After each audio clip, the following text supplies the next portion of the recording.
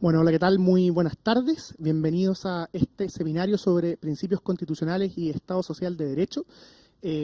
Habitualmente cuando hacemos actividad en el IES damos una breve introducción, pero esta actividad no es del IES propiamente tal. El IES sirve como punto de encuentro, como casa, como sede, para una actividad que es de una plataforma ciudadana que va más allá de las personas que participamos del IES, que es Casa de Todos.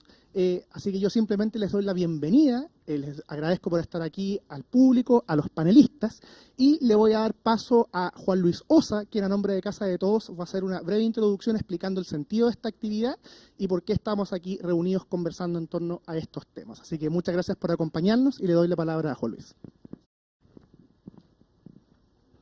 Muchas gracias, Claudio. Muchas gracias a todos por estar acá. ¿Se escucha o no? ¿Sí? Muchas gracias a todos por estar acá. En especial a los convocantes de Casa de Todos, por darme la oportunidad de dar a ustedes la bienvenida a nuestra primera actividad. Casa de Todos es un lugar de reflexión político-constitucional, una iniciativa que recoge distintos insumos generados a lo largo de los años con el fin de contar con una buena nueva Constitución. Tenemos el convencimiento, como Casa de Todos, de que el país necesita y requiere un nuevo pacto constitucional que represente a las grandes mayorías. Si bien la crisis de octubre difícilmente pueda explicarse en términos constituyentes, no cabe duda que la discusión constitucional tiene, al menos en sede académica, más de una década. Así lo ejemplifican diversos encuentros y publicaciones sobre el tema en los años previos al estallido social. Buena parte de esas discusiones salieron a la luz pública a raíz del acuerdo del 15 de noviembre de 2019, un evento histórico que, estoy seguro, será reconocido como tal por los historiadores del futuro. Allí, en el acuerdo, se sentaron las bases de un itinerario constituyente que hoy, a menos de 40 días del plebiscito de salida, nos tiene en los descuentos finales. O quizás en realidad no tan finales. Muchos de los que estamos reunidos aquí hemos sido partidarios del proceso constituyente y de redactar una constitución en democracia. Pero también estamos profundamente desilusionados de la labor de la convención y del resultado que se nos está proponiendo. En esta sala hay liberales, hay conservadores, socialcristianos y comunitaristas, por nombrar solo algunas de las tradiciones aquí presentes, quienes a pesar de sus legítimas diferencias concuerdan en la necesidad de escribir una constitución que nos vuelva a unir como sociedad. Las diferencias y el disenso son consustanciales a las sociedades complejas y democráticas y la chilena es sin duda una de ellas. Pero las diferencias se conversan, se negocian, se deliberan. Es decir, todo lo contrario de lo que ocurrió en la Convención, donde una mayoría circunstancial impuso una visión única y maximalista de la vida y la política.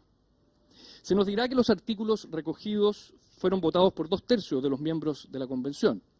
Sin embargo, ese argumento desconoce los distintos esfuerzos de los convencionales de centro-derecha, centro y centro-izquierda por hacerse oír con propuestas sensatas, muchas de ellas alejadas incluso de sus respectivas tradiciones políticas. El hecho de que esta tarde estemos conversando del Estado Social de Derecho es un ejemplo de ello. Se trata de una materia que la centro-derecha no tenía, todo hay que decirlo, entre sus principales preocupaciones, con algunas excepciones honrosas como, por ejemplo, un manifiesto de Horizontal publicado en octubre del 2020. Pero la verdad es que de eso se trata la política, de acumular aprendizaje y de dejarse convencer a partir de argumentos racionales y razonables. Hay consensos, creo, entre los partidos de centro-derecha de que el Estado Social de Derecho llegó para quedarse. Así quedó plasmado en el decálogo que Evópoli, Renovación Nacional y la UDI publicaron hace unas semanas, donde se sostiene, y cito, que urge avanzar en la definición constitucional de Chile como un Estado social y democrático de derecho. Debemos garantizar el acceso y adecuado ejercicio de derechos sociales en educación, salud, pensiones, vivienda y seguridad social en general, para hacer posible una vida verdaderamente libre y digna. Fin de la cita. Por supuesto, hay distintas visiones e interpretaciones sobre este tema. El objetivo podrá ser compartido, pero eso no quiere decir que todos pensemos lo mismo respecto de los medios para alcanzar dicho objetivo. Una cosa es clara, no obstante. Para lograr un Estado robusto y funcional es indispensable considerar, como bien señala un documento de hace unas pocas semanas del IES, ciertas carencias básicas del aparato estatal chileno, así como también otros fenómenos sociales que repercuten en ella y que resultan relevantes según la experiencia internacional. Por ejemplo, el envejecimiento de la población, las bajas tasas de natalidad, el crecimiento de la informalidad, la inestabilidad familiar, el aumento de la deuda pública y las características del mercado laboral. Llegamos acá a una pregunta clave. ¿Qué papel le cabe a la sociedad civil y a los privados en el Estado social de derecho? ¿Es lo estatal sinónimo irrefutable de lo público? La historia y la sociología política enseñan que los estados no son entelequias, sino estructuras de poder conformadas por personas de carne y hueso, y que por tanto la pregunta por más o menos estado siempre estará supeditada al contexto y las necesidades particulares de la población. Y también enseñan que la distribución justa de los bienes sociales está relacionada con el crecimiento económico y la participación de la sociedad civil en áreas tan relevantes como la educación y la salud. Voy cerrando. De lo que se trata, creo, y en definitiva, es de encaminarnos hacia una suerte de sociedad de bienestar, que no es lo mismo que el estado de bienestar. ¿Por qué? Una sociedad de bienestar que, en base a la dignidad, el respeto a los derechos humanos, las libertades y los deberes, permita que los distintos proyectos de vida emerjan y se sostengan en el tiempo. Para ello es indispensable contar con un marco normativo y constitucional que permita introducir reformas profundas y perdurables en el tiempo. Una eventual continuación del proceso constituyente con posterioridad al 4 de septiembre es sin duda una oportunidad única e irrepetible para acometer ese propósito. Muchas gracias. María José.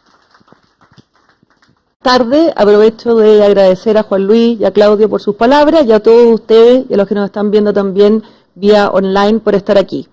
Y por supuesto a nuestros tres grandes panelistas. El tema que hoy día nos toca, ¿no es cierto?, principios constitucionales y Estado social de derecho, como bien lo decía Juan Luis, es uno de los ejes del debate político y constitucional hoy día. Y lo es, en parte, porque es un tema vital en sí mismo, pero también porque es una, sin duda, de las expectativas ciudadanas más queridas respecto del proyecto de nueva Constitución. Hoy día, ¿no es cierto?, ese acuerdo, como decía Juan Luis también, es bastante transversal y probablemente, ¿no es cierto?, ese acuerdo transversal tenga como base el hecho de que los derechos sociales son, de cierta manera, digamos, un compromiso que como comunidad o como sociedad hacemos para que todos, sin importar su cuna o sin importar, digamos, las distintas condiciones de origen, tengamos las oportunidades y tengamos también, ¿no es cierto?, las condiciones para desarrollar proyectos de vida autónomos. Entonces, la invitación de hoy día de estos tres panelistas justamente es a conversar de eso, conversar de qué entendemos por Estado social de derecho, compartir los matices y también temas que son vitales como la provisión y la exigibilidad de esos derechos en torno, ¿no es cierto?, a la Constitución. Les presento entonces en estricto orden de abecedario a nuestros tres panelistas. El primero, Óscar Landerreche. Óscar Landerreche es ingeniero comercial, es PhD en economía por el MIT y es profesor titular docente de la Facultad de Economía y Negocios de la Universidad de Chile. Ha ejercido diversos roles públicos, entre los que nos gustaría destacar que fue presidente del directorio de Codelco entre 2014 y 2018. Sebastián Soto es abogado, es máster en Derecho por la Universidad de Columbia y doctor en Derecho por la Universidad de Chile. Es también actualmente y desde el 2019 consejero del Consejo de Defensa del Estado. María José Saldívar es abogada, exministra del Trabajo y Previsión Social, licenciada en Derecho por la Universidad Católica y magíster en Derecho Público por la misma universidad. Sin más, y aprovechando entonces estos tres invitados, quisiera partir por una primera ronda donde en unos 5 minutos, 6 minutos, ustedes pudieran situarse, digamos, en este debate del Estado social de derecho, pensando en esta pregunta, a partir de sus propias concepciones o de sus propias tradiciones políticas, ¿cómo entienden cada uno de ustedes el Estado social de derecho? Y luego, en una segunda derivada, ¿cómo evalúan la consagración que el proyecto de nueva Constitución hace, entendiendo también que esa Constitución constituye a Chile como una república solidaria? Todo esto en el artículo primero. Partamos entonces por el mismo orden de abecedario y luego damos vuelta. Óscar. Bien, muchas gracias, María José. Bueno, primero que nada quiero agradecer la invitación. como seguramente muchos que están acá saben, hace algunas semanas atrás yo publiqué una carta en la cual explicaba mis razones para rechazar el proyecto constitucional. En esa carta fui muy claro respecto de la sensación que me generaba en términos personales tener que hacer algo así. Para mí es muy difícil hacer eso. Y por lo tanto me declaraba restarme de la campaña. He hecho una excepción con este seminario porque creo que es un seminario de un carácter más académico y porque tengo un enorme respeto por las instituciones que lo patrocinan, particularmente por el IES, que lo conozco hace mucho tiempo. Tengo un enorme respeto por lo que hacen los académicos del IES, los sigo y los leo bastante. Creo que han hecho un esfuerzo por tratar de transformar la ideología de la derecha chilena. No sé si son tremendamente exitosos hasta el momento, pero al menos lo intentan. Y que, francamente, desde mi punto de vista, hacen un intento porque la derecha chilena se parezca bastante más a la europea, pero bueno, eso lo podemos discutir otro día. Y es por eso que he hecho esta excepción. Quería clarificar eso para que quede muy claro, porque voy a seguir diciendo que no a todas las demás invitaciones. Y relacionado con lo que acabo de decir, quiero decir cuál es el que yo creo que es el problema central acá, ¿ya? Voy a hablar, francamente, dado el público y el ámbito, voy a hablar desde la perspectiva del proceso ideológico de la derecha, ¿no? No desde la perspectiva de los socialistas renovados, que me parece irrelevante esto, ¿ya? O de los socialdemócratas o lo que ustedes quieran, ¿eh? Me voy a referir simplemente les voy a leer 4 líneas de un pasquín acá que se llama Hacia un nuevo pacto, que es un libro que yo escribí, ¿ya? En que creo que traté de resumir cuál es el problema. La introducción del libro se llama La ideología chilena, ¿ya? Y las 4 líneas dicen lo siguiente: hay al menos 4 falacias que han reinado el discurso de las élites chilenas por demasiadas décadas, particularmente las élites empresariales. Estas falacias se resumen en las siguientes proposiciones. Primero, la libertad es sustituta de la igualdad. Segundo, la igualdad de oportunidades es separable de la de resultados.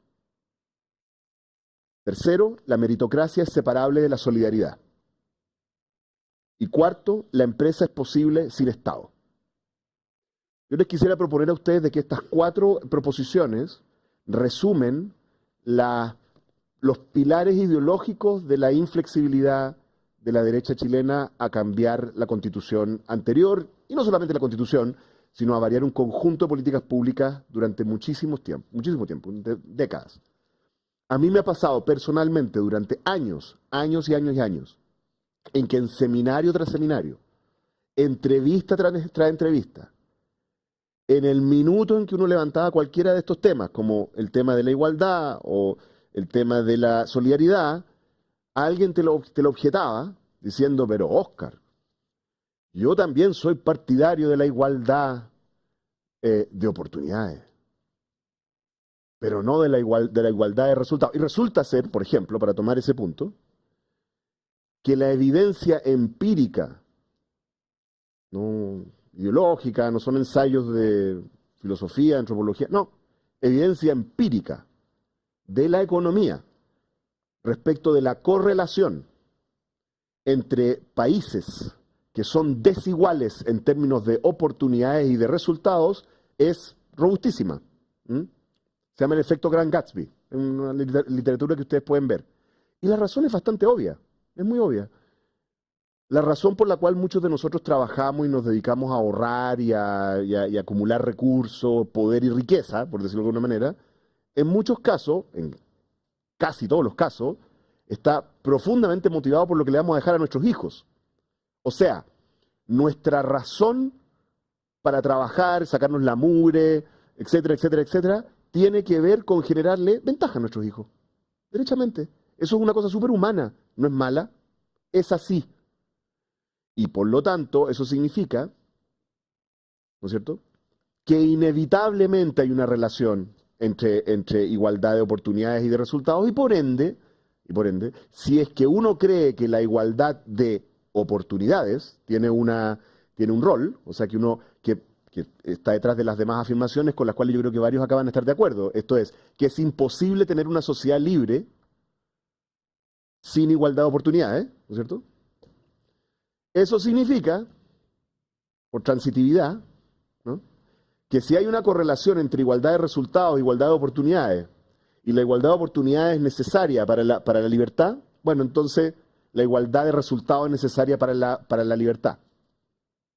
Y eso es un problema, ¿no es cierto? Es un problema porque una sociedad libre presupone que uno sea capaz de no estar obligado, ¿no?, a tener un resultado igual que otro, si es que yo me saco la cresta, si es que yo trabajo más, si es que yo... ¿ah? Ese es el problema, hay una tensión ahí, hay un problema. Entonces, desde mi punto de vista, lo que es un Estado social y democrático de derecho es la idea de que para construir una sociedad libre, ¿no?, para cumplir los sueños de Locke, Mill, etc., ¿no es cierto?, uno necesita un Estado que genere un conjunto, si ustedes quieren, acotados, muy bien gobernados, vamos a ver cómo, eso lo vamos a hablar después, según tú me dijiste, ¿no es cierto?, de correcciones correcciones a los resultados de la libertad. Y a menos que uno acepte eso, o sea, que uno acepte que eso es el rol del Estado, a mí lo que me pasa es que me parece que además la historia indica bastante robustamente que cuando eso no se hace, termina desapareciendo la libertad. ¿Ya? Esto no es nada original, ¿ya? Uno puede leer esto que acabo de decir yo en textos de Keynes, ¿no es cierto?, que por supuesto dentro de la tradición económica es visto como una persona más intervencionista del mercado que los que resistieron la revolución keynesiana que llamamos los neoclásicos, ¿no? O sea, ¿no? Keynes pensaba, ¿no es cierto?, que si uno no regulaba el capitalismo se autodestruía, que la libertad se autodestruye. Tiene textos muy explícitos con eso. Es una tradición muy clásica. Ahora, claro, desde la perspectiva de alguien que es un anarcocapitalista, obviamente que Keynes es un socialista, un loco, demente, un marxista-leninista, obviamente, ¿ya? Pero desde la perspectiva, me parece a mí, de un social cristiano, yo creo que Keynes es un tipo muy razonable, que habría que ser escuchado, y claramente no es, de ninguna manera uno podría llamarlo ni un socialista siquiera, ¿no? Una persona liberal, en fin. Entonces, desde mi punto de vista, un Estado social y democrático de derecho es un Estado que tiene como misión o que entiende como parte de su misión en la preservación de la libertad y de la autonomía individual, la corrección de un conjunto significativo, ¿no es cierto?, pero acotado y bien gobernado, de desigualdades, ¿no es cierto? Y me parece a mí que la dificultad que estamos enfrentando en Chile es que, lo voy a decir muy claramente, me parece a mí que hay buena parte de la derecha, y estoy siendo injusto porque justamente este lugar es la excepción, ¿no?, durante muchísimo tiempo está en desacuerdo con eso. Está claramente en desacuerdo, está muy, muy en desacuerdo con eso. Y una parte importante de la izquierda, para ser un poquito autocrítico también, tampoco cree realmente en el Estado social y democrático de derecho, cree en otro tipo de estados. Lo podemos conversar más adelante. Muy bien. Gracias. Muchas gracias. Yo también quiero partir agradeciendo la invitación, celebrando también la iniciativa Casa de Todos. Creo que es una magnífica forma de insertarse en un debate necesario aportando contenidos. Y por último también quiero agradecer al IES. Nada de lo que diga va a ser tan elogioso como lo que acaba de decir Óscar, así que prefiero simplemente agradecerle al IES, ¿no? Bien, yo quisiera dividir la primera respuesta en dos. Primero, una reflexión sobre los principios, dado que el Estado social de derecho es un principio, y luego un aterrizaje al concepto propiamente tal. Partamos con los principios. El Estado social de derecho es un principio más dentro de una enorme cantidad de principios que contempla esta Constitución. Esta Constitución está plagada de principios, explícitamente e implícitamente. Y los principios son problemáticos para las Constituciones, siempre están presentes, pero no son neutrales. Los principios, dice un constitucionalista italiano muy famoso se llama Gustavo Zagrebelsky, dice las reglas, que sería una cosa así como velocidad máxima 100 kilómetros por hora, bueno, las reglas se interpretan. Los principios se comprenden en su etos, dice. Vaya complejidad, ¿no? O sea, las constituciones suelen tener principios crecientes, pero no tan abundantes como la que encontramos en este borrador.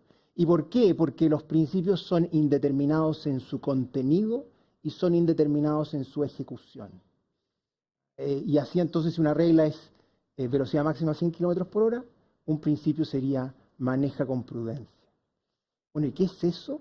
Esa indeterminación, ese sentido, ese contenido es ciertamente problemático.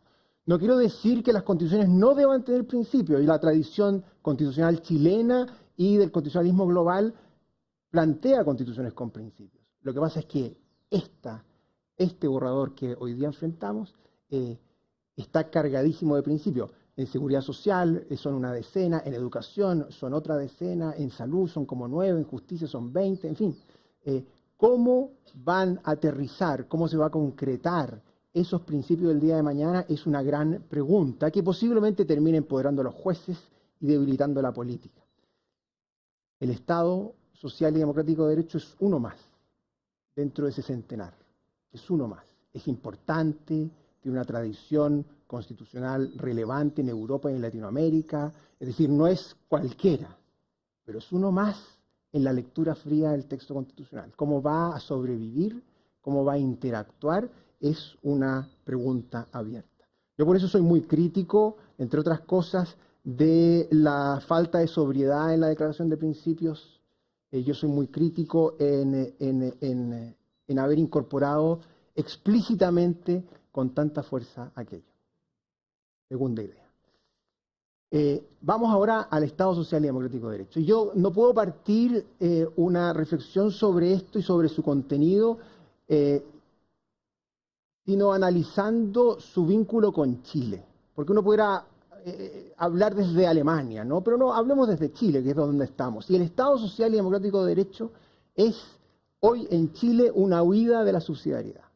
Una huida de la subsidiariedad. Bien o mal, es una huida de la subsidiariedad.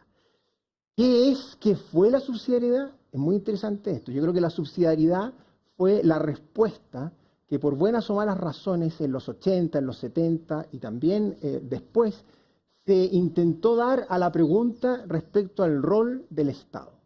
Evidentemente, cuando se escribía la Constitución, por toda la historia de la segunda mitad del siglo XX hasta los 70, era clave entregar en la Constitución una respuesta a un problema como era el rol del Estado, que había dividido a los chilenos en las últimas 3 décadas, desde, digamos, los 30 en adelante, ¿cierto? Entonces, la Constitución, pero no tanto la Constitución, sino que la política de entonces usa la subsidiariedad como una respuesta a esa pregunta, el rol del Estado. Es una respuesta constitucional y entonces si nosotros leemos la enorme cantidad de cosas que se han escrito, todos vamos a entender que sí es una respuesta constitucional, que la subsidiariedad está en la Constitución. Bueno, yo discrepo de eso. La subsidiariedad está simbólicamente en la Constitución, en su artículo 1, inciso 3, un artículo que habla de la sociedad civil, de los cuerpos intermedios, y en una regla del Estado empresario, una regla bastante básica, que es el quórum calificado para el Estado empresario. Ahí está radicada en la discusión constitucional chilena el principio de subsidiariedad. Pero donde está de verdad escrita la subsidiariedad es en la Constitución no escrita. Es decir, no en las reglas del texto, no en las páginas de la Constitución actual, sino en la Constitución escrita. O digámoslo de otra forma. ¿Alguien cree de verdad que Foxley, que Aninat, que el primer Izaguirre, que Velasco, que Larraín, etcétera, etcétera, etcétera, suscribieron una concepción de Estado mínimo, llamémoslo así, simplifiquemos un poco el asunto, porque la Constitución los obligaba a imponer ese modelo de subsidiariedad, o porque había un consenso político escrito en la Constitución, no escrita, esa que marca a fuego la política de todos los países, que así lo determinaba? ¿Alguien cree de verdad que la subsidiariedad fue la que ató las manos de la política de los 90 de la década pasada para construir este Estado mínimo? Después podemos discutir si fue Estado mínimo, pero dejémoslo así de superficial. Bueno, yo creo que no. Y yo creo que entonces la subsidiariedad es un símbolo cultural, político, no escrito para romper con muchas cosas, algunas mejores, otras peores, pero es finalmente no tanto una cuestión constitucional como una cuestión política. Y entonces ocupamos el vehículo constitucional para discutir de subsidiariedad cuando deberíamos haber ocupado otro vehículo para discutir lo mismo. Pero en fin, ya estamos ahí. Y yo creo que la subsidiariedad, yo escribí diciendo que nosotros teníamos que intentar en este proceso responder la pregunta sobre el rol del Estado desde la subsidiariedad. Bueno, fue bastante mal, probablemente ustedes podrán así deducirlo. Pero en fin, hoy día, y termino, hoy día la subsidiariedad entonces adquirió este simbolismo infinito al punto que la presidenta del Partido Socialista ha dicho que hay que votar apruebo porque este borrador deja atrás la subsidiariedad porque contempla el Estado Social de Derecho. O sea, fíjense el simbolismo que tiene Estado Social de Derecho vis a vis la subsidiariedad. Yo creo que entonces, si es que la cuestión está a nivel simbólico o político, bueno, tenemos que discutirlo a ese nivel. Pero para cerrar, y ahora ya aterrizo en la cláusula misma. ¿Qué es el Estado Social y Democrático de Derecho? Es una cláusula que está contemplada en la Constitución de Alemania, en la Constitución de España, todos nos sentimos cómodos con ella, también está en la colombiana, también está en la brasileña, también está en la venezolana, en la ecuatoriana y boliviana. Entonces yo me pregunto, bueno, ¿cuál es el Estado Social de Derecho que estamos escribiendo nosotros? Las mismas palabras en todas esas constituciones. ¿Cuál camino es el que nos ofrece esta constitución? ¿El alemán o el bolivariano latinoamericano? Y yo creo que sobre eso es lo que tenemos que discutir más adelante.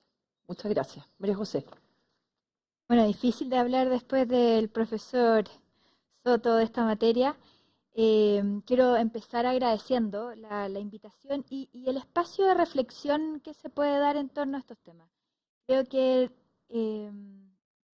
hoy en día estamos hablando mucho de esto, pero durante mucho tiempo no se habló.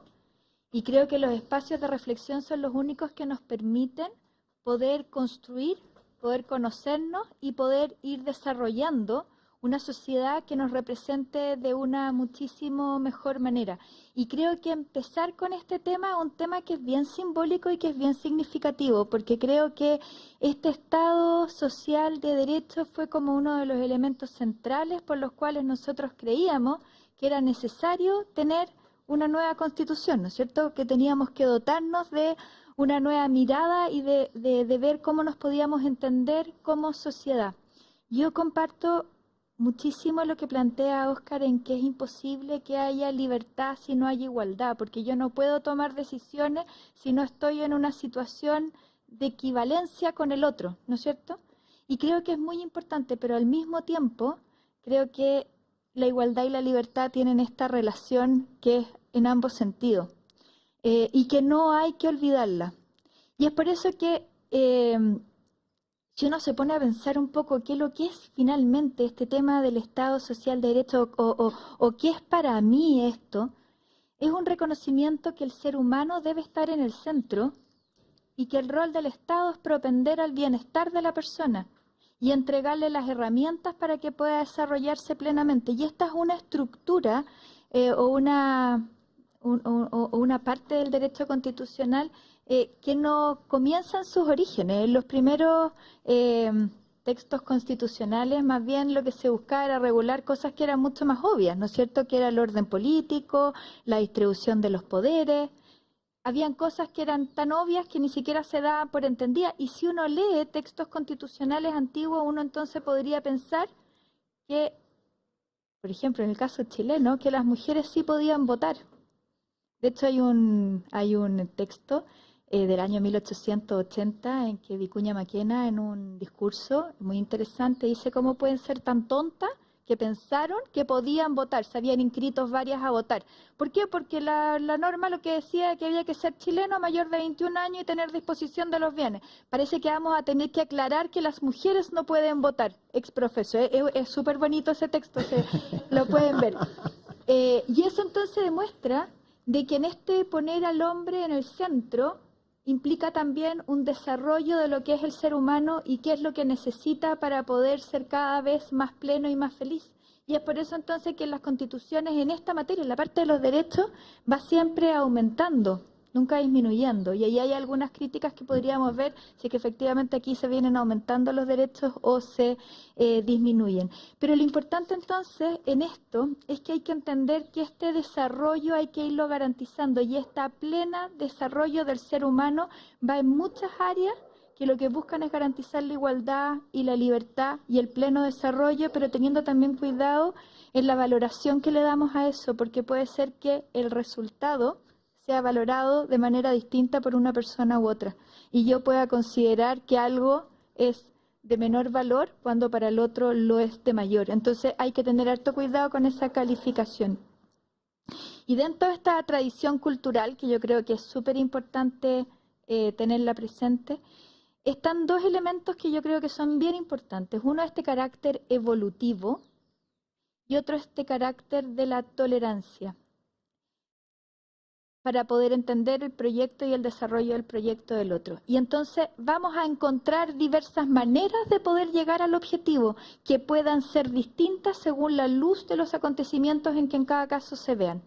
Sé que a lo mejor es como súper teórico y a lo mejor después lo podríamos ir bajando mucho más a lo más concreto, pero lo importante en definitiva es que dentro de mi percepción yo no puedo entender el Estado social de derecho desconectado de quién es el receptor y qué es necesariamente el ser humano, y que el ser humano debe ser la medida de las cosas para yo poder irlo concretando y irlo evaluando. Cuando yo pierdo el foco y planteo que el Estado es lo más importante, dejo entonces de entender que solamente el ser humano es el que puede ir progresando y ir evolucionando y el que puede ser sujeto de más derechos que lo hagan a él feliz y lo permitan a él desarrollarse como persona. Yo creo que eso es como... Bueno, después de esta primera vuelta voy a tratar yo de aunar ciertos elementos que han aparecido y marcar también los matices para que podamos entrar justamente en cosas más concretas. Pero yo diría que en esta primera vuelta hay un eje que parece muy relevante y que es que el centro de esta discusión es el ser humano, ¿verdad? El ser humano con sus desarrollos, con sus necesidades, que obviamente van siendo diferentes en el tiempo, por una parte, el rol que el Estado tiene en la provisión o en la materialización de ese desarrollo. Óscar ponía el énfasis justamente en las correcciones, ¿no es cierto?, de una eventual desigualdad, y también esa tensión que existe entre esa de doble efecto, entre la libertad, ¿no es cierto?, y la igualdad, y también, ¿no es cierto, Sebastián, que comparte muchos de esos puntos por un énfasis en que en la discusión actual hay también un hito político, que es imposible sacarlo, ¿no es cierto?, de esta discusión teórica. Entonces, si pensamos en estos elementos, en las cercanías y en estas distancias, creo que es importante poder pensar en la provisión de esos derechos que emanan de ese estado social de derechos, ¿verdad? Tenemos un receptor, que es el ser humano, como marcabas tú, María José, y tenemos un proveedor, ¿no es cierto?, o varios proveedores, según las miradas, ¿no es cierto?, de esos derechos. Entonces yo quisiera que ahora me pudieran contestar, quizás en el orden inverso, ¿verdad?, ¿cuál es esa posibilidad que tiene, el rol que tiene el Estado en esa provisión, y cuál sería también el rol eventual de la sociedad civil o de los particulares en esa provisión? Y después pudiéramos ver si en esta Constitución ese equilibrio que ustedes creen debería existir está garantizado o está desnivelado, digamos, hacia uno de los dos lugares. Yo creo que el Estado, en primer lugar, debe garantizar la provisión de todos los derechos consagrados a las personas. Debe garantizar que las personas lo reciban y lo perciban de la manera que para ellos les hace sentido. Pero también en este desarrollo pleno de las personas, también tiene que estar la posibilidad de que ellas intervengan, porque muchísimas personas también pueden desarrollarse al 100% entregando o proveyendo ciertas cosas. Entonces es un elemento que es bien difícil de poder decir quién es el que debe hacerlo. Yo creo que el Estado siempre tiene el rol de regular, el Estado siempre tiene el rol de fiscalizar, el Estado siempre tiene el rol de proveer, pero no puede negarle la posibilidad a las personas de que también puedan hacerlo y a la sociedad civil. Además porque el Estado, si es que es muy grande, muy difícil de manejar, puede ser que no vaya a entregar esos servicios o esas provisiones de la mejor manera. Pero también esto es súper importante entender lo que va a ir cambiando a lo largo del tiempo y que vamos a tener distintas formas y que esta evolución es importante estarla leyendo. Nosotros tenemos una dificultad para entender lo rápido que evoluciona el mundo y cómo pueden ir cambiando estas necesidades. Y puede ser que en algún momento el Estado pueda ser el mejor proveedor, pero en otro momento no, y tenemos que tener la capacidad de ir variando en esta materia y teniendo esa capacidad para ir evaluando, midiendo y buscando otros mecanismos. Y creo sobre todo que lo más importante es garantizar el acceso a los derechos. Y los derechos tienen que ser, por una parte, aspiraciones, aspirar al 100%, pero también creo que un rol del Estado es buscar los mecanismos para entregarlos al 100%, pero también al mismo tiempo ir siendo lo más veraz posible con las expectativas. Creo que estamos en un momento en que nos está costando reconocer cuáles son las limitaciones y podemos estar generando un problema aún mayor, planteando expectativas que no son posibles de cumplir. Sebastián. Yo estoy de acuerdo con María José en la idea de flexibilidad que hay detrás del el concepto de Estado social y democrático de derecho en cuanto a la provisión. Si uno lo pudiera decir en esa misma línea, uno tendría que decir que ese concepto es un continente sin contenido. Es decir, un continente cuyo contenido es dinámico a las necesidades del momento y a las fórmulas más efectivas que en cada momento puedan encontrarse. Ahora, si lo miramos un poco más teóricamente, y uno mira el Estado social en Europa, hay un profesor de la Universidad de Barcelona, muy prestigioso hoy día, que se llama José Esteve Pardo. Entonces, que José Esteve Pardo dice una cosa así como, el concepto de Estado social de derecho es una obligación de resultado, de objetivo, pero no impone los medios. Y por lo tanto, los medios no son la imposición de un camino estatista, es decir, una satisfacción de ese derecho por la vía del Estado, sino que perfectamente puede también hacerlo la sociedad civil. El Tribunal Constitucional Español, en una sentencia muy reciente, o sea, muy antigua, digo, pero apenas la Constitución llevaba algunos años vigente, por allá por el 82, 84 creo que era, dice algo similar. Dice, miren, no es esto una obligación del actuar del Estado, sino que el Estado puede actuar, dice, en conjunto con la sociedad. Ahora, si miramos la discusión en Chile, y voy a leer para evitar interpretar o malinterpretar, al profesor Cristian Viera, ex convencional, ex profesor también, o profesor y ex convencional. Y entonces cuando él escribe sobre Estado social de derecho, dice que supone que los poderes públicos, principalmente la administración, asumen la responsabilidad de otorgar a la generalidad de los ciudadanos las prestaciones y servicios adecuados. Eso es completamente, no digamos completamente, pero al menos digamos levemente distante del planteamiento europeo. Y entonces este continente sin contenido nos abre un gran desafío. Si finalmente algo como esto llega a constitucionalizarse, creo que el llamado es a no hacer, digámoslo así, lo que cierta izquierda hizo con la subsidiariedad, que es interpretarlo al modo originalista. Porque Guzmán pensó esto, la Constitución dice esto. Hoy día nadie cree en un método de interpretación originalista, salvo cuando hablemos de subsidiariedad, donde lo importante son lo que aparece en las actas de la Comisión de Estudio. Bueno, nosotros, y cuando digo nosotros, una cierta tradición, llamémosle liberal conservadora o lo que fuere, y que cada uno se siente interpretado, ¿no? Debiera no cometer ese error y colonizar el concepto para europeizarlo, más que latinoamericanizarlo en alguna medida, porque Colombia es más próximo a Europa, ¿cierto? O dicho de otra forma, más Esteve Pardo que Viera. Más Esteve Pardo que Viera. Una última idea. Y bueno, ¿qué hay de la participación de la sociedad civil en esto? Si uno mira la letra de la Constitución, básicamente nada. No hay referencia a algo así como a nivel de principios, e incluso hay una serie de normas que dificultan a las asociaciones. Por ejemplo, en la titularidad de derechos fundamentales. Una cuestión bastante técnica, pero muy importante. Por ejemplo, en otras disposiciones como la libertad de enseñanza, y otras más. Y entonces la pregunta es, ¿la provisión va a ser así como el régimen de lo público que promovía el otro modelo? Ese libro de título pomposo, pero contenido más bien sesentero, ¿no? ¿O va a ser una provisión donde la sociedad civil tiene un rol? Y la Constitución, o este borrador al menos, no contribuye, será difícil colonizar el concepto para que haya un rol para la sociedad civil, pero eso no impide que no podamos hacerlo, para que la discusión específica en cada política pública, como decía María José, también incluya activamente la participación de las autonomías, de la sociedad civil, de los grupos, o llamémosle como sea, con sus propios idearios. Oscar. Correcto.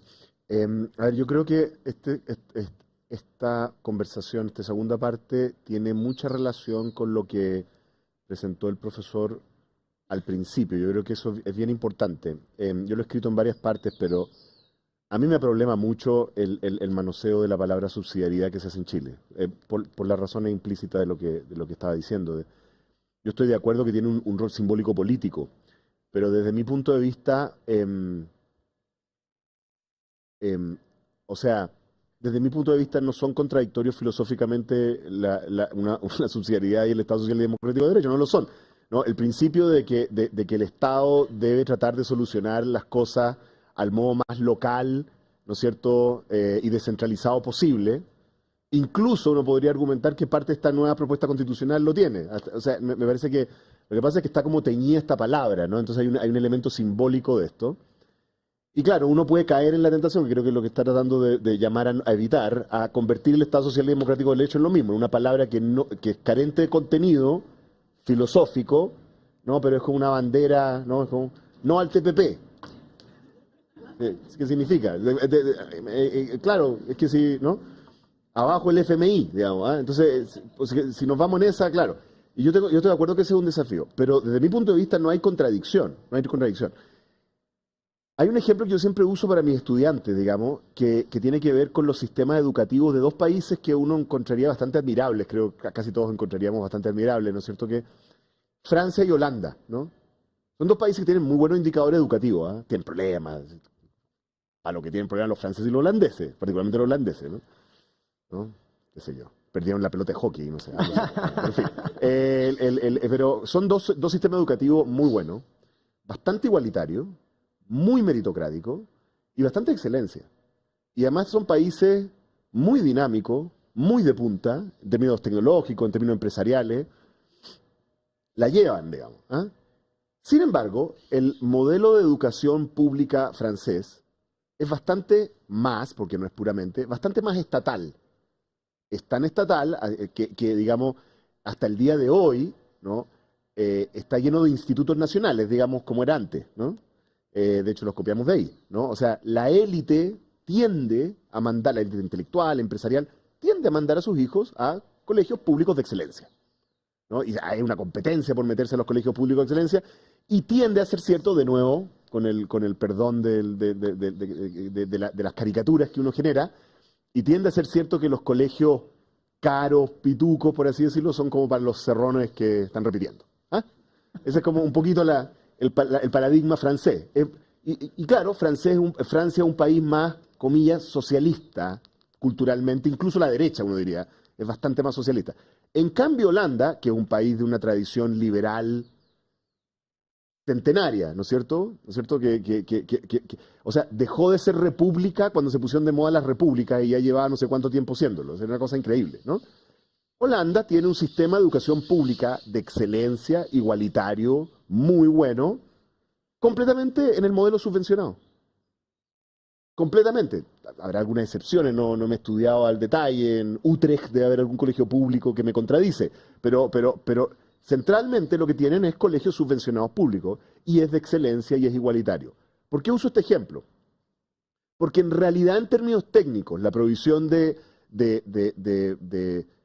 servicios públicos, de derechos, ¿no es cierto?, no hay ninguna razón realmente por la cual se tenga que hacer bien en forma estatal y no privada, o se tenga que hacer bien en forma privada o estatal. Hay ejemplos de lo uno y de lo otro. No hay ninguna razón. lo que gobierna si se hace bien o no, lo que determina si se hace bien o no, es que ya sea en un marco público o un marco privado, esto tiene una gobernanza, o si ustedes quieren para el lenguaje más empresarial, una estructura corporativa, ¿no es cierto?, que hace que estas instituciones, sean privadas, descentralizadas, de la sociedad civil o estatales, cumplan con sus funciones y no se desvíen de ellas. Eso es lo que es central. Y ahí es donde yo tengo la preocupación con respecto a la propuesta actual. Porque resulta ser que, desde mi punto de vista, es perfectamente legítimo y es muy normal, tal como lo dijo el profesor, que una constitución plantee un ideal, ¿no es cierto? O sea, la tradición política y constitucional norteamericana fue así, ¿no? Una constitución que contradecía el país que tenía, ¿no? La libertad en un país lleno de esclavos, digamos, ¿no? Entonces, bueno, un poco eso, ¿no? Es perfectamente posible que uno diga, nosotros aspiramos a esto. Esto es lo que nosotros como proyecto nacional, como comunidad política, aspiramos a un país que tiene esta característica, reconociendo que no estamos ahí. Y si tú reconoces que no estás ahí, tú tienes que hacerte cargo de la transición hacia ese lugar, o de la construcción de aquello, ¿no? De ese ideal, o de acercarte al ideal, porque nunca vas a llegar, obviamente. Y entonces le tienes que dar gobernabilidad al proceso. Entonces, por ejemplo, yo diría que hay por lo menos 3 categorías de gobernabilidad de la transición de Chile hacia un Estado social y democrático de derecho que podríamos declarar como un ideal, un objetivo, algo que uno quiere, que a mí me dejan muy insatisfecho en cómo están en el documento actual. Por ejemplo, para llegar a un Estado social y democrático de derecho y que no colapse como han colapsado todos los intentos de aquello en América Latina, esto tiene que tener gobernabilidad fiscal. ¿Qué significa eso? Un principio que lo practicamos todos los que más o menos mantenemos las cuentas de nuestro hogar ordenadas, y es la idea de que los gastos permanentes tienen que estar financiados con ingresos permanentes y tienen que ser sustentables, o sea, estructuralmente sustentables. Si uno permite que eso no necesariamente sea así, lo que está abriendo un espacio para que básicamente el Estado social y democrático de derecho sea un flor de un día, digamos, que va a colapsar como han colapsado 60 intentos de este estilo en América Latina a lo largo de la historia. Y esta Constitución no tiene un marco de gobernabilidad fiscal apropiado. En mi opinión, la anterior tampoco mucho, para ser súper sincero, para ser justo. Pero no lo tiene. Pero dado que esta Constitución sí declara como objetivo la construcción del Estado social y democrático de derecho, la gobernabilidad fiscal es clave. Porque si no, le están metiendo un veneno que va a destruir el proceso. ¿Ok? Y no solo eso, sino que en la manera en que se hizo la descentralización, muchos de ustedes lo saben, yo soy federalista, para lo que eso significa en Chile, ¿ya? ¿No es cierto? Pero la manera en que se descentralizó al país en esta Constitución genera ingobernabilidad fiscal. Ingobernabilidad fiscal, entonces como que le saca una pata a la construcción del Estado Social y Democrático de Derecho. Me parece que eso está mal escrito, está mal pensado y está mal hecho. Segundo, esto requiere gobernabilidad política. ¿Por qué? Porque Estado Social y Democrático de Derecho es Estado de derecho. ¿Qué significa eso?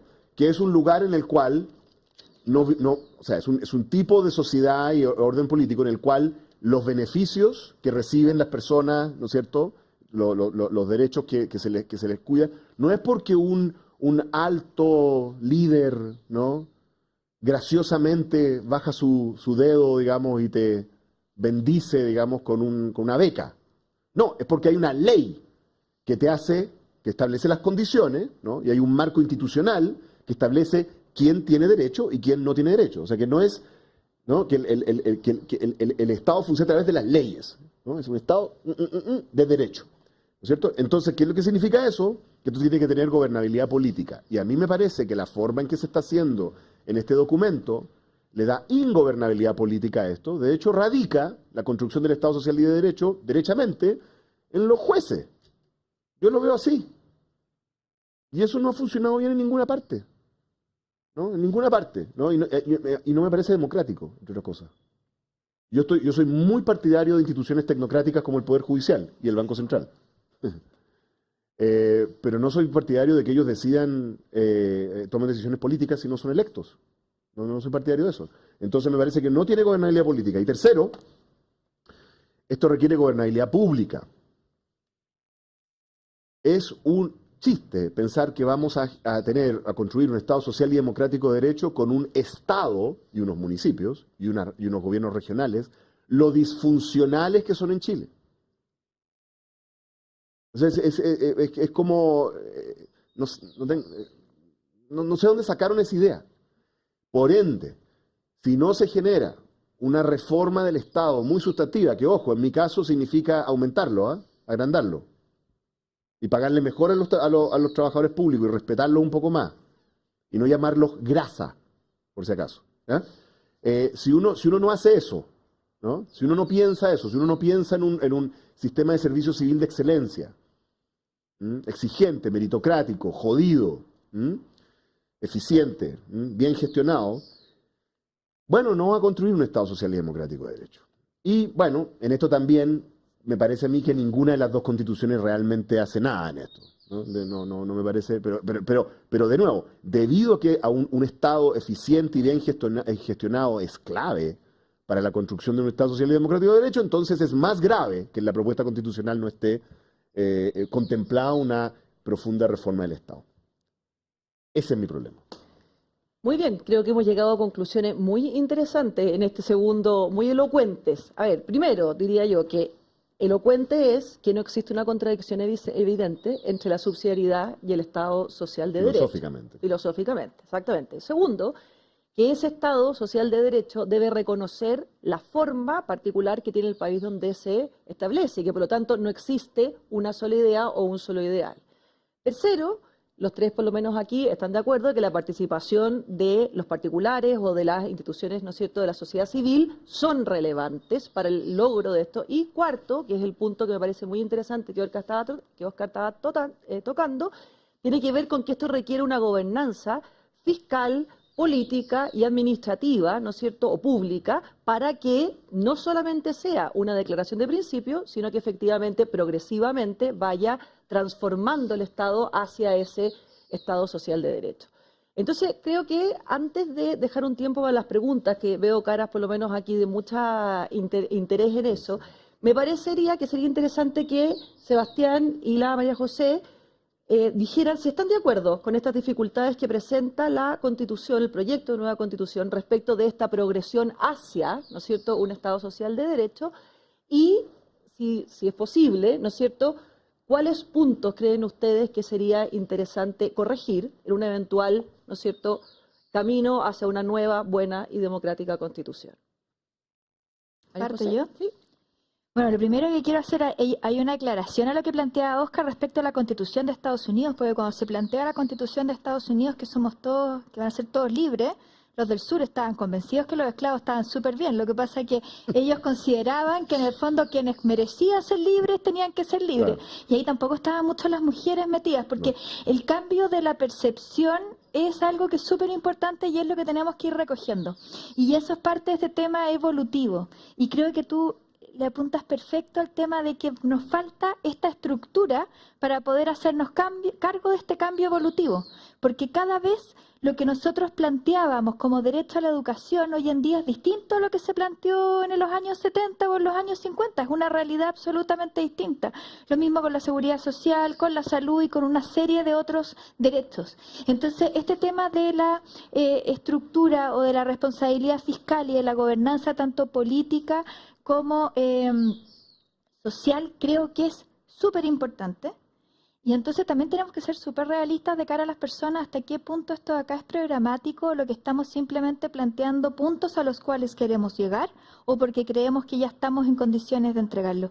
Y tengo el temor de que se está planteando como que de la noche a la mañana se van a haber solucionado todos los problemas que hoy en día habían y sin explicar lo difícil que es ese camino. Y a mí eso es lo que me da mucho temor, porque la verdad es que generar expectativas para no cumplirlas puede ser muchísimo más complicadas que decir de una, sabéis que no estoy en condiciones.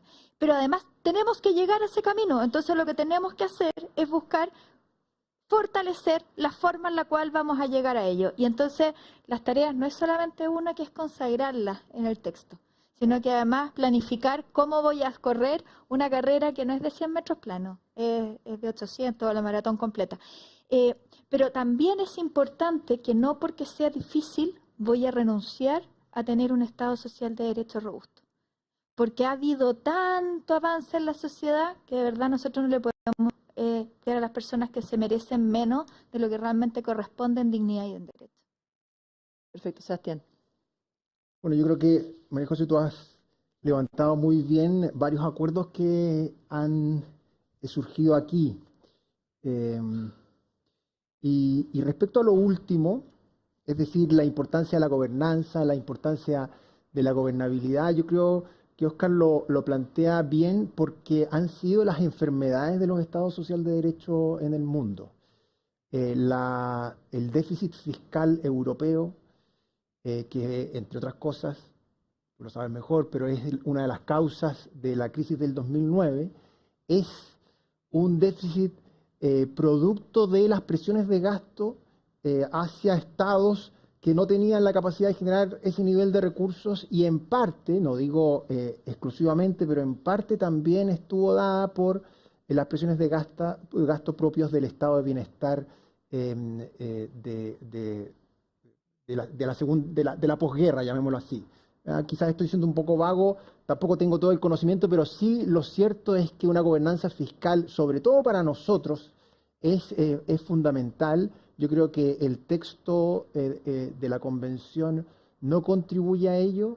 Creo sí que la Constitución anterior tenía más resguardos, no porque la Constitución los hubiera tenido, sino que porque mantenía una tendencia del constitucionalismo chileno a partir de la Constitución del 25 que fue creando resguardos, y además había también en nuestra cultura política una cuestión que hoy día se ha debilitado, que es la fuerza de una institución fundamental en el aparato del Estado, que es la Dirección de Presupuestos.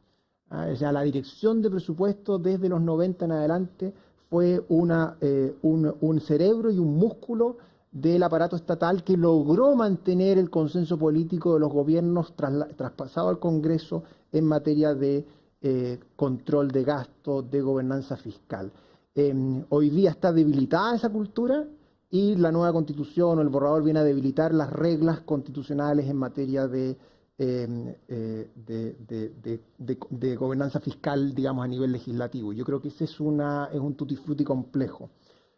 Miremos ahora la gobernanza política que Óscar identifica, y ahí yo miraría el ejemplo de Colombia. Colombia, a medida que aprueba su constitución en el 91, inicia un crecimiento del gasto fiscal importante. Los jueces toman mucha fuerza a finales de los 90 y principios de la década de la primera década de este siglo para determinar gasto público.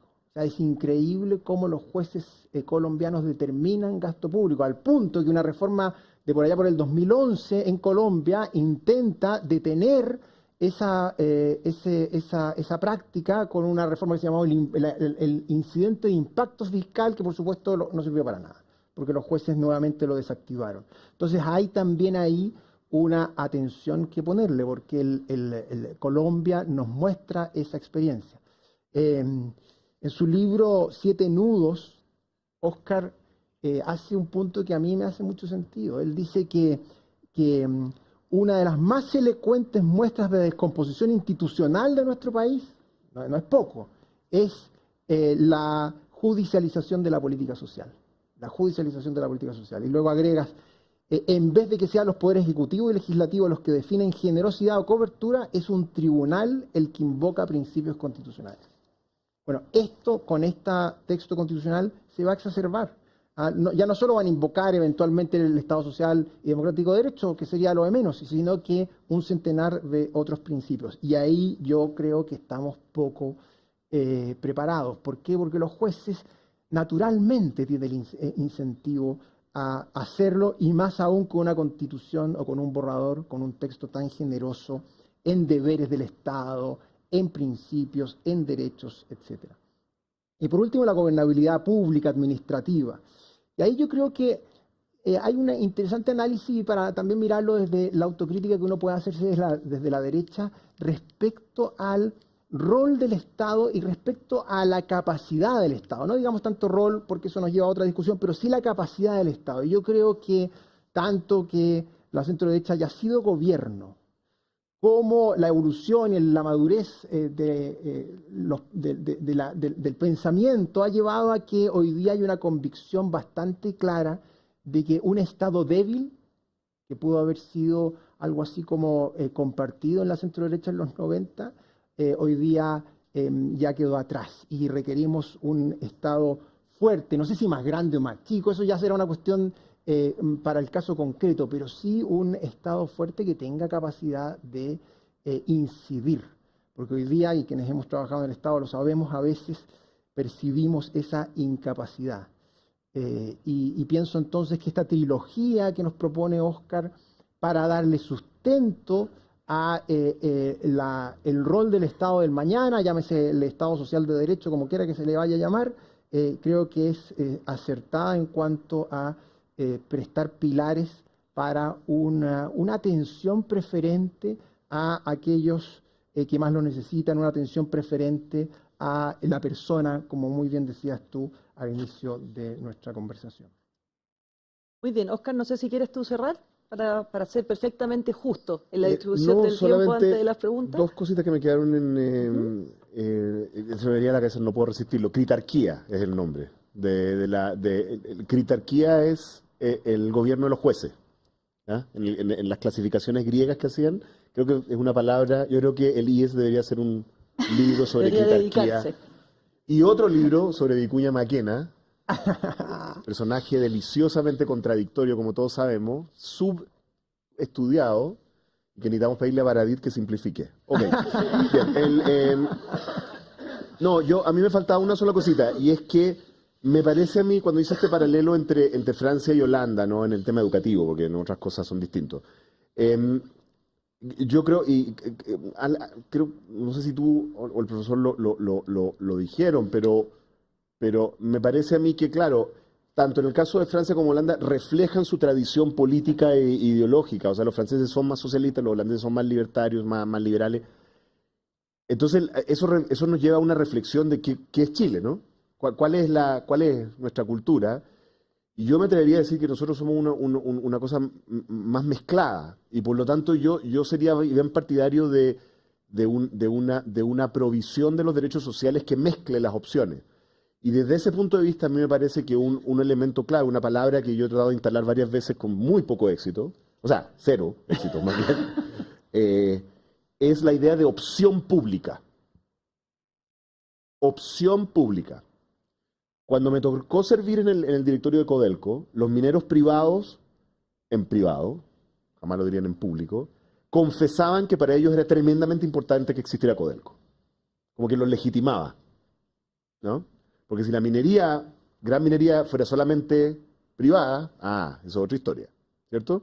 Entonces, por ejemplo, en varias ocasiones, se le dio la oportunidad al sistema político de este país de crear una opción pública para el tema de las pensiones, la famosa AFP pública. Para mí no es suficiente eso, hay que hacer más cosas, obviamente, pero bueno, se abrió. Y se desechó, eso era, pero marxismo-leninismo. O sea, estamos hablando de que una empresa estatal con una gobernanza tipo la del Banco del Estado, digamos, reciba depósitos y lo administre financieramente con una mesa de dinero. ¿Ya? Habiendo en todo el resto de la seguridad social opción pública. Así es, pero no pues, ¿cómo se va a hacer eso? Bueno, ahora estamos pagando ese pecado. Entonces, el punto mío es que tiene que haber una opción pública. En el sistema educativo tiene que haber una opción pública. La opción pública no puede ser una porquería de liceo, tiene que ser un buen liceo, ¿no? Para que aquella parte cultural y política de nuestro país que prefiere una opción pública pueda optar por ella. Eso no significa descartar que haya opciones privadas que están muy bien reguladas para que no se convierta en un abuso, por supuesto. Pero me parece que ese es el concepto que nos falta, que exista siempre una opción pública. Perfecto. Entonces creo que en definitiva podríamos cerrar antes de las preguntas pensando que nos enfrentamos claramente a un desafío cuyas dificultades no pueden detenernos, como dice Ana María José, todo lo contrario, ¿no es cierto?, que nos tiene que dirigir hacia adelante.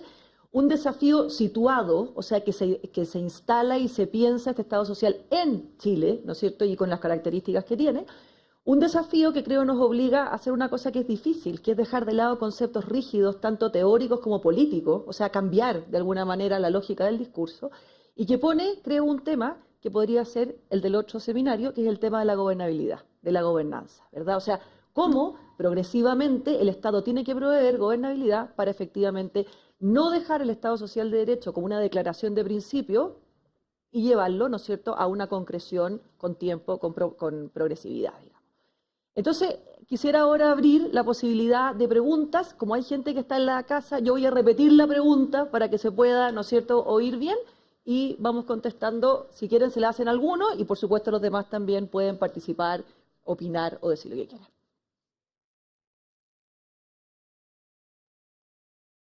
¿Vale? Pero puede contestar en público.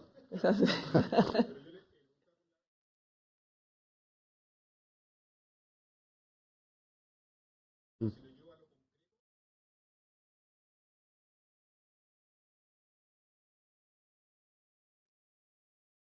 mm,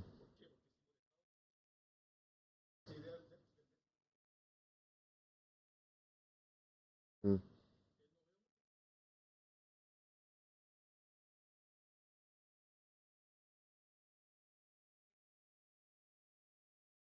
mm.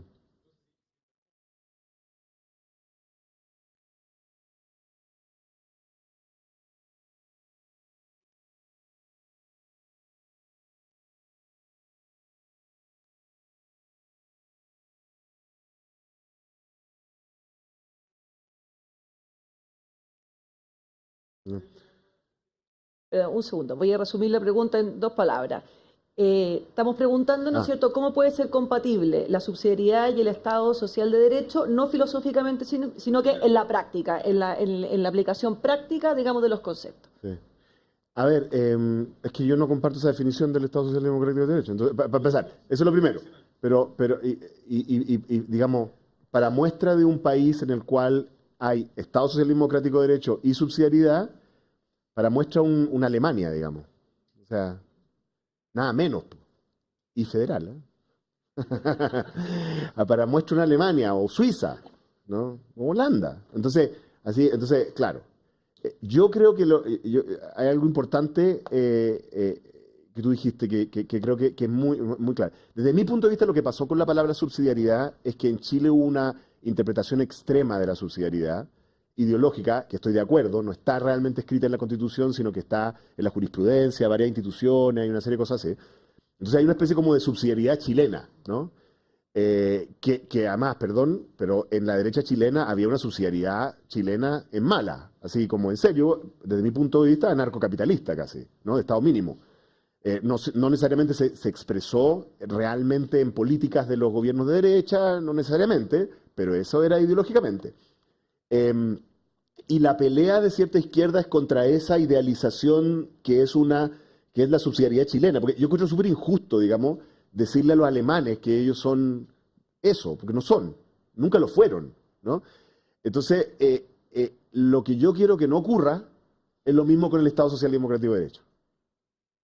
No quiero una definición del Estado Social y Democrático de Derecho que lo que nos dice es que si o tú, digamos, vives en una especie como de, no sé, theme park, ¿no? De las fantasías del populismo latinoamericano de los años 50, entonces no estás en un Estado social y democrático de derecho. O sea, eso me parece muy injusto. Entonces, yo estoy de acuerdo contigo que en términos, pero no creo que sea una contradicción práctica, creo que es una contradicción política, ahí sí.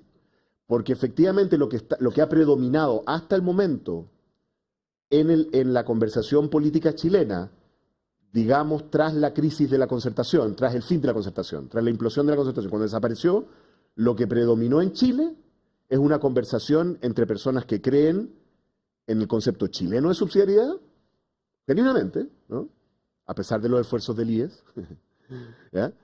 Y una izquierda que crecientemente cree en la interpretación, si tú quieres, más extrema o la que tú mencionaste del Estado Social y Democrático de Derecho. Entonces es una conversación política que a mí me parece que no conduce a ninguna parte. Eso es lo que veo. A ver, ahí.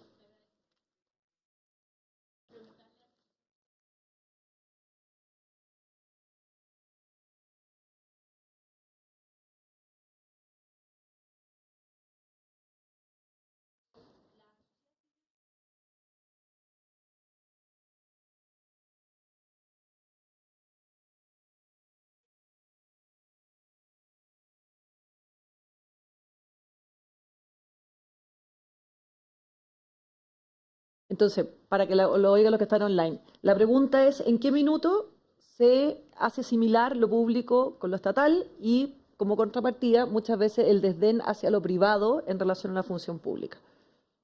Bueno, yo creo que esa es una pregunta que todavía está por responderse y que posiblemente requiere el paso del tiempo para que podamos mirarlo de un modo un poco más desapasionado. Yo me declaro un sorprendido de que haya ocurrido una cosa como esa. Y una ocasión en que, para ya ser un poco más anecdótico, en que ocurrió, al menos para mí es la presentación que alguna vez hice de un texto que escribí sobre sociedad civil y constitución, en donde yo promovía la participación de la sociedad civil en la solución de los problemas públicos. Ese título que ha sido tan criticado incluso en esta casa, que se llama, ¿cómo es? Soluciones privadas a problemas públicos. Y quien cuestionó la participación de la sociedad civil, del sector privado, en los problemas públicos fue Benito Baranda, en ese entonces convencional.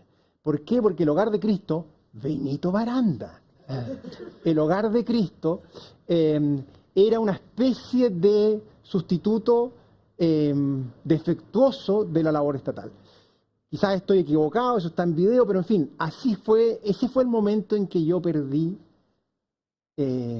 la fe en Benito Baranda.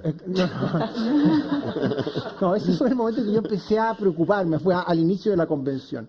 Pero te das cuenta que nuestra tradición chilena está tan atada a la sociedad civil atendiendo problemas públicos, el Hogar de Cristo, la Teletón.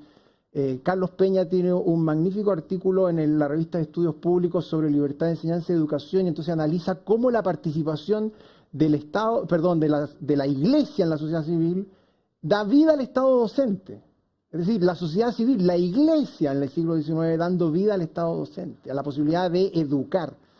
Pero algo sucedió en los últimos 10 años en que esa evidencia se cuestionó. Quizás fue un desapego de la izquierda hacia estas ideas, quizás fue una ruptura con la transición, la necesidad de romper con símbolos de la transición, quizás fue un problema del silencio, para ocupar otra frase de esta casa, pero yo creo que aún resta mucho espacio para saber por qué nos desapegamos tan claramente de la participación de la sociedad civil en la solución de los problemas públicos.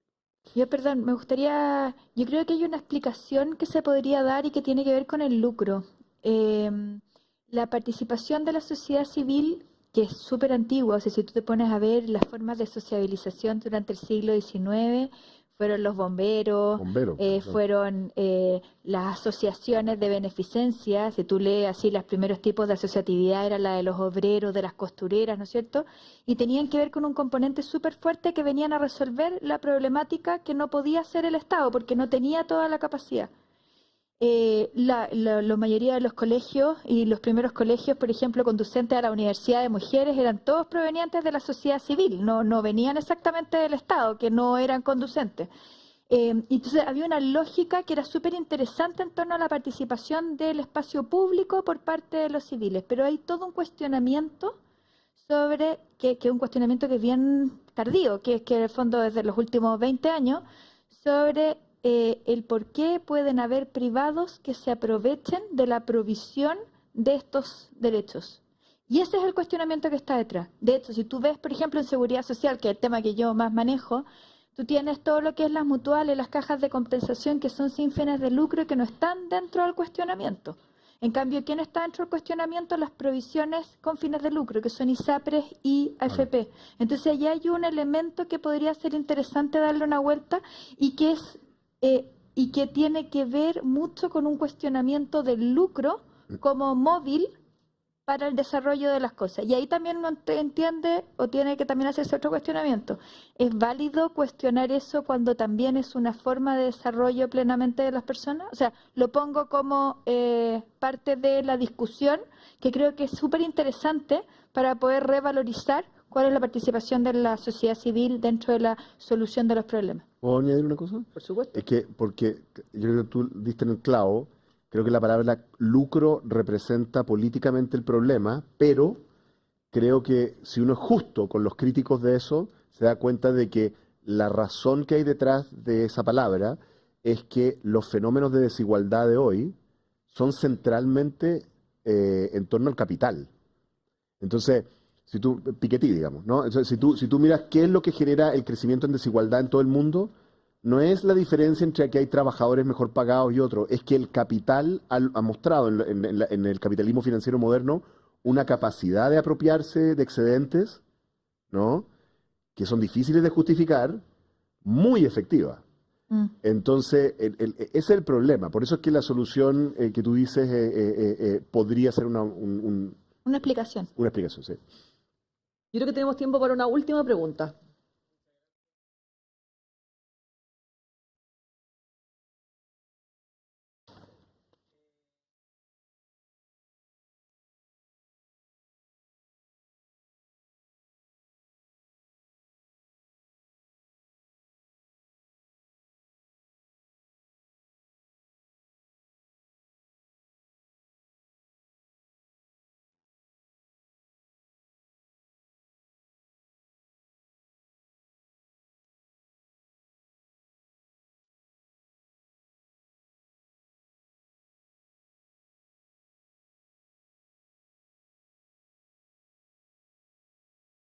Y hay que repetir. Sí, voy a repetir. Dos cosas. Una opinión respecto a las autonomías regionales. Y lo segundo, si la participación del Estado, entiendo la pregunta, la nueva Constitución es demasiado amplia. Es decir, hay una cobertura excesivamente amplia del Estado respecto a la provisión de los derechos sociales. ¿Sí? Correcto. Yo creo que podría ampliar tu pregunta respecto de todas las distintas formas de autonomía que se proponen en el borrador constitucional, tanto regionales como autonomías para territorios asignados a nación originaria y cosas por el estilo. A mí me parece que lo que quedó mal ahí, de nuevo, es que no tiene una gobernanza adecuada. Aquí me voy a atrever frente a unos abogados, así que puedo quedar como muy mal, pero mi impresión de los Estados Unidos, que es un país, ¿no es cierto?, hiperfederal, en un sentido muy profundo, es que desde el principio tiene una institución que tiene todos sus problemas, que es la Corte Suprema de Estados Unidos, ¿no?, cuyo, por así decirlo, rol central es arbitrar eso, ¿no? De hecho, el último fallo sobre el Roe vs. Wade, en el fondo, no es un fallo realmente sobre el aborto, sino sobre los derechos de los estados. Siempre cuando la Corte Suprema falla es resolviendo alguna discrepancia entre cuáles son las atribuciones del Estado y cuáles son las de los estados o del Estado central. Me parece a mí que eso no está en ninguna parte en la Constitución esta. Entonces, pretender que uno va a federalizar un país sin establecer con claridad esa gobernanza, a mí me parece que es como llamar a la anarquía, francamente. Y francamente yo soy profundamente partidario de un nivel de descentralización muy superior al que la mayor parte de los chilenos. Y no solo eso, yo soy partidario, te voy a decir más, yo soy partidario de las autonomías de las naciones originarias en territorios específicos y para personas que decidan vivir ahí, ¿no? Pero bajo la tutela de una institución superior que haga compatible el hecho de que cuando yo voy a Rapa Nui, ¿sí?, hay ciertas reglas que son distintas porque es Rapa Nui, que no operan en Providencia. ¿Me entiendes? A mí me parece que eso es perfectamente posible, pero tú le tienes que otorgar una gobernanza. A mí me parece que ese es el mayor el problema que tiene el tema de las autonomías. Y la otra conversación, yo creo que efectivamente hay una opción por la provisión pública. Cuando leo el documento, me parece que en algunos casos está como medio implícita, no sé cómo. Yo preferiría que hubiera sido más claro, Atria. O sea, estas cosas implícitas, así como esa jugarreta no me gusta. Me gusta la gente que dice la cosa de frente. No sé, Sebastián, María José, si tienen algo para cerrar. Yo comparto esa segunda parte de que esta Constitución nos deja tantas cosas abiertas a la interpretación y no con claridad hacia dónde, que va a generar mucha conflictividad. Mucha pega para los abogados. Pero no sé si una pega satisfactoria. Un poco a mí me gustan las pegas más entretenidas, así como más de proponer, no estar resolviendo conflicto. Creo que esto va a ser como demasiado conflicto Y creo que justamente lo que uno busca con una constitución es un rayado de cancha para solucionar Para evitar, los pues. conflictos, no para generarlo. Entonces, ese para mí es como un tema que me genera ahí duda. Oye, y por si acaso, yo también soy licenciada en historia, no está dentro del currículum, para que no soy tan latera a estar leyendo otras cosas permanentemente. Tatiana. No, a la segunda pregunta, yo recuerdo una carta que publicó el profesor Arturo Fermandois, en el cual señalaba que había contado los deberes del Estado en el texto y creo que eran como 132. Y luego los comparaba con la Constitución española y con la colombiana y los triplicaba. Por lo tanto, en el texto escrito hay una enorme cantidad de deberes del Estado que desafortunadamente lo que logran es esconder los verdaderos deberes del Estado, porque además hay deberes muy notables como procurar los cielos nocturnos, proteger los cielos nocturnos, las ferias libres, los pirquineros, los puertos, en fin, una serie de otras cuestiones que son más propias de programas de gobierno que de constituciones. Por lo tanto, claramente va a haber una litigación sobre deberes del Estado, cuándo, cómo y quién los debe cumplir en particular. Y eso yo creo que es verdad, es un desafío para los abogados, pero es un problema para el país. Es un problema, o sea, la judicialización es un modo razonable de resolver nuestros conflictos, pero mucha judicialización termina envenenándonos y eso creo yo que desafortunadamente no logra resolverse y de hecho aquí se exacerba. Bueno, con esto terminamos. Simplemente agradecerles, por supuesto, a nuestros panelistas, a ustedes por estar aquí y creo que se cumple el eje perfecto de un seminario. Dije que hay muchas preguntas pendientes. Así que me parece que desde Casa de Todos quedamos comandados para una segunda discusión a raíz de esto, para ir teniendo un debate positivo, digamos, y profundo respecto de los temas que hoy día nos involucran. Así que muchas gracias.